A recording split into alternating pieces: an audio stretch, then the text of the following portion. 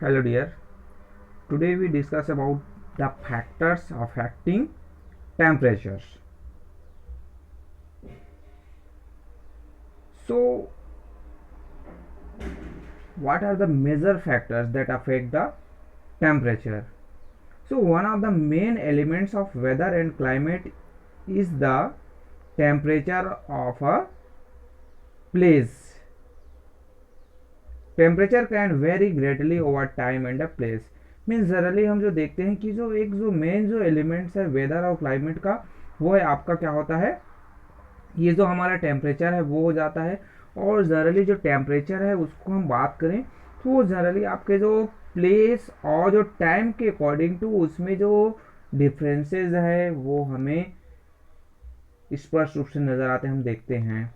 So from the equator to the pole the earth experience a wide range of temperature. The factor that affect the temperature of a place are means हमारे पास जो हम जो देखते हैं equator to पोल, यानी हम 0 degree जो हमारा इक्वेटर है वहां से हम पोल तक जाएंगे तो वहां पर हमें पता चलता है, स्पष्ट रूप से हम देखते हैं कि ये टेम्परेचर जो डिफरेंस है हमें नज़र आता है। और यहाँ पर जो वेराइटीज जो अलग अलग जो टेम्परेचर जोन है हमें दिखाई देता है, अलग अलग टाइप के अलग अलग एरिया में अलग अलग टेम्परेचर होता है। अब कुछ जो फैक्टर्स हैं जो टेम्परेचर डिफरेंस के लिए उत्तरदायी होते हैं, यानी उन्हीं के कारण से यही जो मेन जो फैक्टर्स होता है जिससे टेम्परेचर जो डिफरेंस है हमें नजर आता है। फर्स्ट जो है आपका लैटिट्यूड्स, देन आपका आता है altitudes, distance from the sea, upper air currents और prevailing winds, ocean currents and industrial emissions and concentrations। तो यहाँ पर कुछ जो अलग अलग पॉइंट्स में बताया कि फर्स्ट जो हम पॉइंट्स की बात करें तो लैटिट्यूड्स की बात करते हैं। लैटिट्यूड्स में से हम जो देखें जनरली हम हमारा अर्थ है वहां पर डिफरेंट जो लैटिट्यूड्स जो बनाए गए हैं, डिफरेंट जो लैटिट्यूड्स लाइंस हैं, ये 0 डिग्री हुआ इक्वेटर जिसको हम इक्वेटर बोलते हैं। देन इससे हम यहाँ तक आपका कहाँ तक चले गए, यहाँ नॉर्थ जोन तक चले गए। ये जो आपका नॉर्थ जोन है वहां पर हम गए तो नॉर्थ पोल, यहाँ पर नॉर्थ पोल आ गया आपका, ये नॉर्थ पोल हुआ। देन यहाँ पर आपका एक साउथ पोल होगा, तो ये आपका साउथ, देन ये आपका नॉर्थ। तो जैसे ही आप जो है ये नॉर्दर्न हेमिस्फीयर में आप ऊपर के हायर जो लैटिट्यूड्स में जाते जाएंगे टेम्परेचर जो है ऑटोमेटिकली डिक्रीज होने लगता है। वैसे ही आप सदर्न हेमिस्फीयर में आते जाएंगे तो टेम्परेचर ऑटोमेटिकली डिक्रीज होने लगता है। अब इसका रीज़न क्या है, तो इसका जो मेन रीज़न है कि आपका जो सन का जो रेज है वो डायरेक्टली इक्वेटर पर फॉल होता है और ये अर्थ का जो टिल्ट नेचर है इसके कारण से ही ये सब चीज़ें होती है। So the sun raise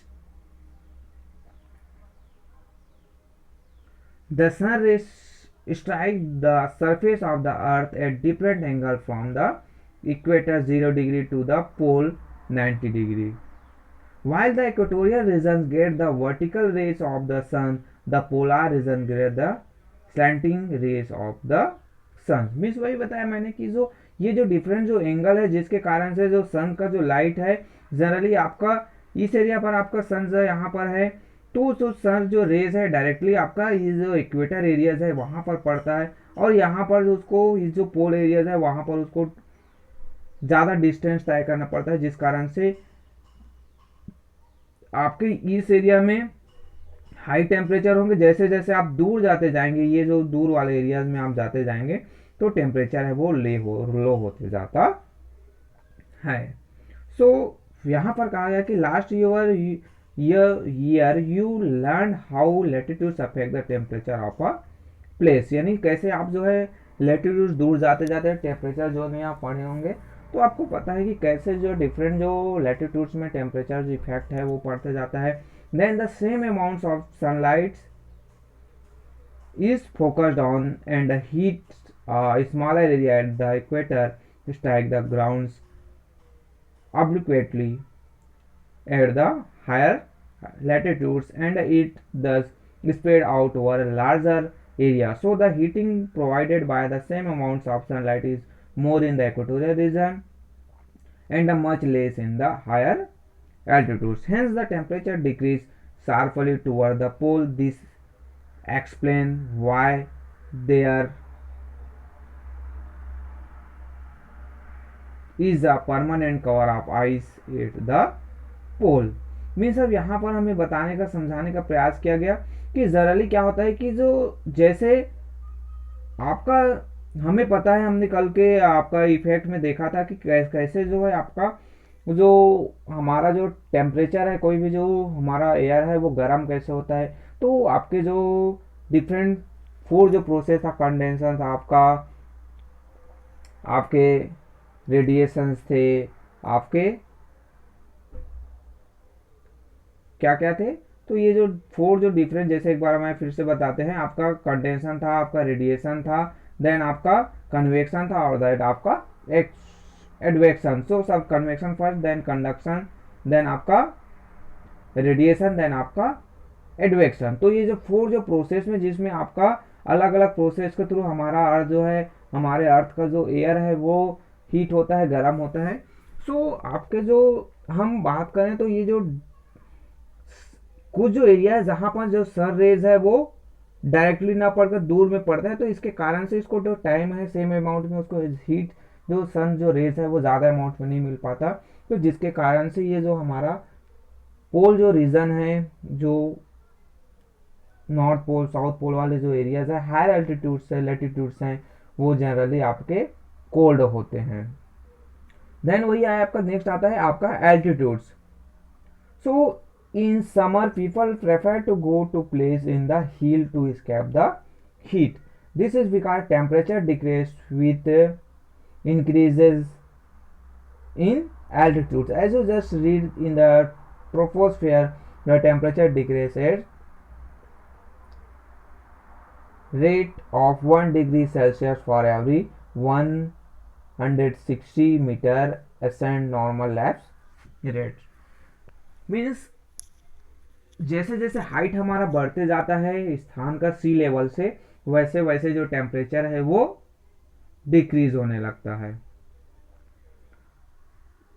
means यहाँ पर आपका ये हम बात करें तो ये आपका ये सी लेवल हो गया। यहाँ पर ये जो सी लेवल, यहाँ से जैसे जैसे आप ऊंचा जाते जाएंगे टेम्परेचर जो है डिक्रीज होने लगता है। हमने अभी जस्ट थोड़ा देर पहले पढ़ा, हमारा जो ट्रोपोस्फियर है तो वहाँ पर जो जैसे जैसे सरफेस एरिया हाइट बढ़ते जाता है टेम्परेचर है वो डिक्रीज होने लगता है। सो वही जो चीज़ होता है कि जो टेम्परेचर डिक्रीज होने का जो रेट है 1 डिग्री सेल्सियस जो है 160 जो मीटर है वो आप ऊंचा चले जाएंगे तो वो जो है टेम्परेचर जो है डाउन हो जाता है। अब इसका रीज़न क्यों क्या बताया गया है कि जो रीजन्स में आप देखेंगे तो ये क्यों होता है, तो जो air is densest near the ground and thins rapidly with heights. The denser the air, the more is the heat that is trapped. The thinner the air, the more is the heat that escapes. So more the altitudes of a place, the colder it will be. Means अब यहाँ पर क्या हुआ कि जो हमारा जो air है वो जनरली क्या होता है कि जो अर्थ का जो सरफेस एरिया है उसके पास वाला एरिया वहाँ पर ज़्यादा एयर्स होते हैं, डेंसर होता है उसकी जो डेंसिटी, ज़्यादा एयर जो अमाउंट है पास वाले एरिया में ज़्यादा होती है, तो जो हीट को वो ज़्यादा अवशोषित करके रखता है, ट्रैप करके रखता है। बट जैसे जैसे ऊपर आप जाते जाएंगे ऊंचाई के अनुसार से आपका जो टेम्परेचर है वो उसकी डेंसिटी है वो कम होने लगती है, एयर जो थिन होने लगता है और हीट को ट्रैप करना वहाँ पर इजली नहीं होता है। साथ ही साथ हमने जो कन्वेक्शन में पढ़ा था कि जैसे जैसे एयर जो है ऊपर जाते जाता है वो ऑटोमेटिकली ठंडा होने लगता है, फिर ठंडा होने के बाद फिर से वो नीचे आने लगता है। सो ये जो प्रोसेस है जिसके कारण से हायर जो एल्टीट्यूड्स है वहाँ पर टेम्परेचर जो है डाउन होता है। इसलिए ऊंची ऊंची जो पहाड़ियाँ होती है, चाहे हिमालय माउंटेन रेंज की बात करें या फिर और जो अदर जो माउंटेन रेंज है, वहाँ पर हमेशा जो वो एरिया है आइस से कवर्ड रहता है, क्योंकि वहाँ पर जो आपका टेम्परेचर है वो बहुत लो होता है, वहाँ पर एयर जो है वो बहुत ही थिन होता है। सो ये आपका altitudes. Then distance from the sea. अब सी से जो डिस्टेंस है वो भी एक जो मेजर पॉइंट है जो क्या करता है, डिटरमाइन करता है कि जो टेम्परेचर है पर्टिकुलर प्लेस का वो कैसे होगा। So place along the coast usually experience moderate climate where the range of temperature is not high unlike in land lock region. Means हमारा जो कोस्टल जो रीजन है यानी जो ओशियंस है, सी से पास वाला जो एरिया है, वहाँ पर टेम्परेचर जनरली मॉडरेट होता है, ना ही ज़्यादा गर्म होता है ना ही ज़्यादा ठंडा होता है। और लैंड लॉक रीजन की बात की गई यानी जो एरिया सभी ओर से ज़मीन से घिरा हुआ है, तो वहाँ पर ये होता है कि जो टेम्परेचर है वो गर्मी के समय बहुत ज़्यादा और ठंडी के समय बहुत ठंड हो जाता है। जैसे दिल्ली का एग्जांपल लेते हैं, वो लैंड लॉक रीजन है, वहाँ पर गर्मी में बहुत ज़्यादा गर्मी और ठंडे में बहुत ठंडे। बट चेन्नई की बात करें या फिर हम विशाखापट्टनम की बात करते हैं, तो वहाँ पर जो टेम्परेचर है वो तो गर्मी में बहुत ज़्यादा गर्मी होता है, ना ठंडी में बहुत ज़्यादा ठंडी होता है। उसका जो कारण रीज़न ये है कि जो आपके ओशियन का जो वाटर है उसका जो इफेक्ट जो पड़ता है उसके कारण से वो जो टेम्परेचर है वो मॉडरेट बना होता है। जैसे यहाँ पर डायग्राम बना हुआ है, सी ब्रिज और लैंड ब्रिज के बारे में बताया गया है, तो उसी को यहाँ नीचे डील किया है, उसके बाद हम इमेज को डील करेंगे। सो द कोस्टल जो region experience the moderating effect of the sea. Lands get heated faster than the sea, but it also cools down faster. The oceans will take long to heat up, but once heated take longer to cool down. Means अब यहाँ पर क्या हुआ कि जो हमारा बताया गया है कि यहाँ पर हम जो देखते हैं कि जो लैंड एरिया है वो बहुत ही जल्दी क्या हो जाता है, गर्म भी हो जाता है, हीट फास्टर देन सी, यानी जो सी से बहुत जल्दी गर्म भी हो जाता है लैंड और बहुत जल्दी ठंडा भी हो जाता है। बट जो सी का जो वाटर है, ओशन जो वाटर है, उसको गर्म होने में भी टाइम लगता है और ठंडा होने में भी टाइम लगता है। हीट होने में उसको take long time, then longer to cool down, ठंडा होने में भी समय लगता है, गर्म होने में भी समय लगता है। सो when coastal areas heat up, winds from the sea cool it, and when coastal areas cool down, heat is transferred from the still warm ocean to the land, warming it. Means आपका क्या हुआ कि जो ये जो coastal areas है, suppose ये और कोस्टल एरियाज क्या हो गया, जो लैंड एरिया है वो ठंडा हो गया, देन आपका जो ओशियनिक एरिया है वो गर्म है, तो वहां से गर्म जो हवाएं हैं वो सीधा ठंडी हवा की ओर आ जाती है। So Chennai which is one of the coast for example experience almost the same temperature throughout the year, place in the interior for remove from the moderating influence of the sea, like Delhi या Jodhpur experience very hot summer and cold winters. Means वही बताया गया है कि जो ये जो एक जो डायग्राम यहाँ पर बना है आपको दिखाई दे रहा है, इसके माध्यम से आप समझ सकते हैं कि जैसे यहाँ पर बताया गया कि जो ये आपका डे टाइम है, जहाँ पर आपका जो सनलाइट के कारण से ये जो लैंड एरिया है वो गर्म है, और ये आफ्टरनून का टाइम बताया गया है, और ये जो है उतना गर्म नहीं हुआ है, अभी ठंडा है, क्या वाटर जो है।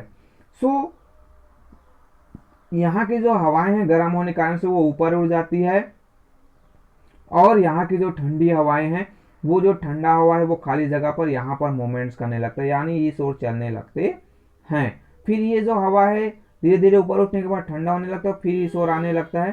सो ये जो आपका जो प्रोसेस जो बनता है वो सी ब्रिज कहलाता है, यानी आपकी यहाँ की जो गर्म हवाएं हैं ऊपर उठकर आपकी समुद्र की ठंडी हवाएं इस ओर आ रही है, तो जिसके कारण से ये जो पर्टिकुलर जो एरिया है यहाँ पर टेम्परेचर ना तो ज़्यादा गर्म होता है ना ही ज़्यादा ठंडा होता है, मॉडरेट बना रहता है। नाइट के समय जस्ट अपोजिट हो जाता है आपका, ये जो एरिया है वो क्या है, ठंडा, ये कोल्ड लैंड हो गया, ये आपका वार्म है, क्योंकि ये जल्दी गर्म भी हो जाता है जल्दी ठंडा हो जाता है। बट वाटर है वो ना तो जल्दी गर्म होता है ना जल्दी ठंडा होता है।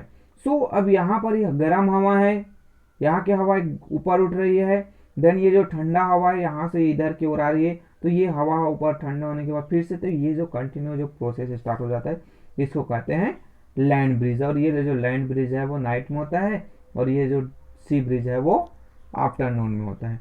तो इससे जो मॉडरेट जो इफेक्ट्स है वो बना रहता है। तो डिस्टेंस ऑफ जो सी है वो भी इफेक्ट डालता है, पर्टिकुलर कोई भी जो प्लेस का उसको टेम्परेचर को। नेक्स्ट क्लास में हम जो देखेंगे जो प्रिवेलिंग विंड्स है, यानी जो डिफरेंट एरिया से जो समुंदर से होते हुए जो हवाएं आती है, डिफरेंट जो रीजन से जो हवाएं आती है, तो उसका भी इफेक्ट है वो भी टेम्परेचर पर पर्टिकुलर प्लेस पर पड़ता है। इसको हम नेक्स्ट क्लास में करेंगे। Okay, thank you.